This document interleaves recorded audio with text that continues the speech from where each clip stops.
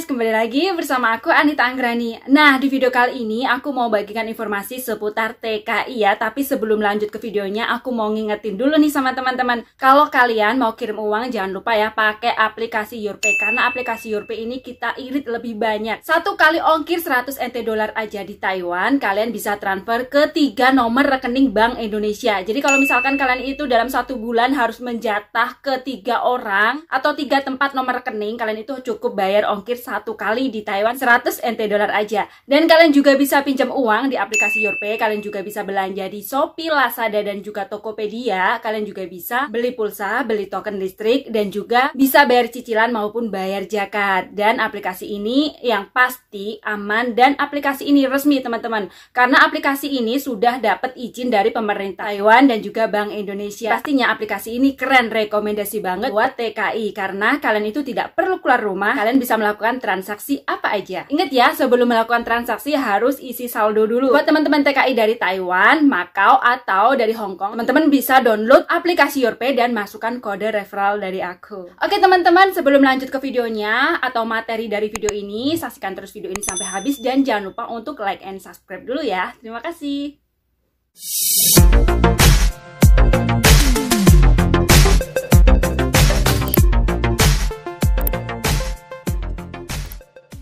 Nah, oke guys, jadi di video kali ini aku mau membagikan informasi seputar TKI Taiwan atau calon PMI yang mau berangkat ke Taiwan. Di video-video sebelumnya aku sempat membahas mengenai BP2MI yang mengadakan pertemuan dengan pihak TETO, dan juga aku pernah membahas mengenai zero cost gitu ya teman-teman. Dan sampai saat ini gimana sih kesimpulannya atau kelanjutannya dari belah pihak dari pemerintah Indonesia maupun pemerintah Taiwan, itu kelanjutannya kayak gimana gitu ya. Jadi kali ini aku mau share ke teman-teman agar teman-teman calon TKI Taiwan tahu dan TKI Taiwan juga tahu seperti itu. Dan untuk kabar baiknya, kayaknya bisa nggak ya TKI Taiwan informal dinaikkan gajinya? Oke, buat teman-teman yang penasaran harus simak video ini sampai habis dan jangan di skip-skip. Hasil pertemuan pihak BP2MI dengan TETO pada tanggal 3 Juni 2022. Pihak TETO datang langsung dan diwakili dengan Miss Jenny Wu, Direktur Konseler dari TETO, dan Kim Cho, Staff Konseler juga. Dan di situ dihadiri oleh Bapak Ketua BP2MI yaitu Bapak Benny Ramdhani dan pengurus-pengurus lainnya. Pertemuan ini dilakukan kurang lebih 1 jam teman-teman untuk melakukan diskusi. Dari pihak TETO menyampaikan beberapa hal kepada pihak BP2MI. Pihak TETO menyampaikan menginginkan pertemuan antara mall dengan pihak BP2MI. Pertemuan itu akan dilakukan secepatnya karena diharapkan pertemuan BP2MI dengan mall menghasilkan kesepakatan atau kesimpulan selanjutnya itu kayak gimana, seperti itu. Karena di bulan-bulan kemarin itu masih diskusi-diskusi terus, jadinya itu kalau bisa secepatnya ini tuh segera ada pertemuan dan ada kesepakatan seperti itu. Di pertemuan sebelumnya dari pihak BP2MI telah menyampaikan sikap tegas untuk mall Taiwan, yaitu terkait tuntutan BP2MI agar tidak lagi para calon tenaga kerja Indonesia atau calon PMI yang bekerja di Taiwan dibebani biaya agensi sebesar 60.000 NT dolar yang setara dengan 30 juta atau 32 jutaan lah ya. Jadi menurut pihak BP2MI ini adalah biaya yang besar kalau apabila dibebankan oleh calon PMI-nya. Karena sebelum berangkat pun calon PMI itu juga mengeluarkan biaya. Ketika kita di PJTKI, wirawirinya gitu ya, persiapannya itu pasti tidak mungkin kita itu tidak mengeluarkan biaya seperti itu loh. Jadi ini sangat keberatan seperti itu. Jadi menurut pihak BP2MI, tuntutan ini tidak adil karena tidak hanya memberatkan aja, tapi seolah dipaksakan dan beban ditanggung oleh calon pekerja migran Indonesia Taiwan. Jadi ini aku mau nanya ya sama teman-teman atau calon TKI yang mau berangkat ke Taiwan, sebenarnya kalian itu kalau mau berangkat ke Taiwan dibebankan berapa sih sama PJTKI-nya? Tolong yang tahu tulis di kolom komentar ya, karena kita juga perlu survei nih. Jadi buat teman-teman yang tahu kalau kalian itu daftar ke PJTKI, kalian itu dimintai biaya berapa. Jadi tolong ya tulis di kolom komentar, kita bisa tahu berapa, kita juga tahu surveinya dari teman-teman juga, oke? Karena biaya agensi sebesar 60.000 NT dolar itu dicantumkan dalam formulir, yang formulir ini menjadi dokumen administratif persyaratan untuk dikeluarkannya visa oleh pihak Taiwan. Jadi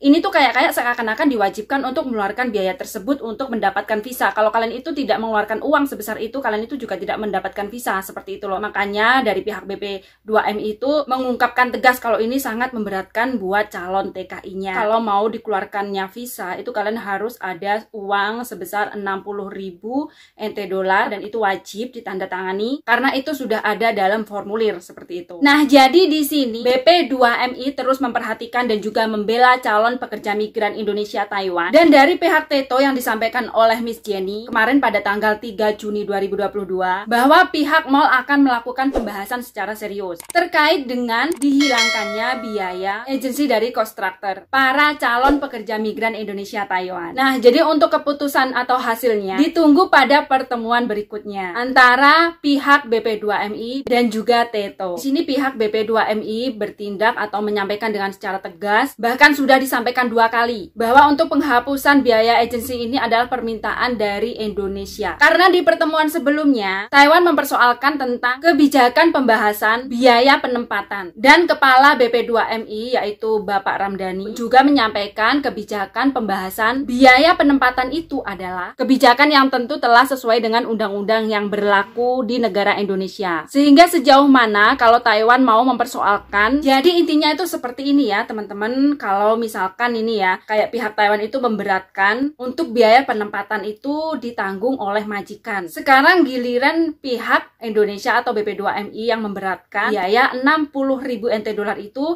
dibebankan oleh calon PMI-nya. Dan di sini BP2MI menegaskan bahwa oke, kalau kalian itu mempersoalkan tentang undang-undang di Indonesia, sekarang giliran Indonesia yang mempersoalkan undang-undang di Taiwan seperti itu. Jadinya tuh intinya itu kayak mengingatkan kalau dari Indonesia juga ada undang-undang sendiri, di Taiwan itu juga ada undang-undang sendiri, dan tujuan BP2MI itu adalah masing-masing itu kayak punya komitmen, masing-masing itu kayak punya aturan, kayak punya undang-undangan gitu loh antara Taiwan dan juga Indonesia. Jadi jangan dipermasalahkan seperti itu ya. Memang pihak Indonesia memerlukan pekerjaan, tapi juga tidak bisa dipungkiri kalau di Taiwan itu juga butuh tenaga kerja seperti itu. Jadi harus saling menghormati, harus saling menghargai seperti itu. Kalau bisa bertindak atau adil, balance, tujuan dari BP2MI itu seperti itu. Dan BP2MI juga menegaskan agar Taiwan secepatnya memutuskan. Jadi kalau semua belah pihak antara Taiwan dan juga Indonesia setuju dan juga sepakat gitu ya, udah ada tanda tangannya gitu ya, maka nanti next time atau berikutnya bakalan muncul formulir atau kontrak terbaru untuk calon PMI terbaru. Nah, di sini juga ada kabar baiknya teman-teman, bahwa BP2MI juga menegaskan dan meminta kenaikan gaji untuk TKI Taiwan bagian sektor informal. Jadi di sini juga membahas mengenai kenaikan gaji, karena pada dasarnya dari dulu untuk TKI yang kerjanya di sektor informal itu dari dulu gaji tidak naik-naik. Makanya di sini BP2MI juga membahas mengenai kenaikan gaji. Dan semoga kedepannya untuk gaji informal dinaikkan ya teman-teman. Mudah-mudahan aja rezeki buat kita semua dan rezeki buat calon TKI terbaru. Nah teman-teman, jadi itu aja informasi dari aku, dan apabila ada saran dan kritik atau pertanyaan, teman-teman juga boleh tulis di kolom komentar. Dan jangan lupa buat teman-teman TKI Taiwan, kalau mau kirim uang pakai aplikasi YourPay, karena aplikasi YourPay beda dari aplikasi yang lain, tentunya kita irit lebih banyak. Oke guys, sekian dulu video dari aku, dan terima kasih buat teman-teman yang udah menyaksikan video ini. Tentunya mohon dukungan dari teman-teman agar aku semangat buat informasi-informasi terbaru selanjutnya. Caranya gampang banget, hanya klik tombol subscribe, dan jangan lupa di like, di komen, dan di share. Terima kasih teman-teman, sampai jumpa di video aku selanjutnya. Bye-bye.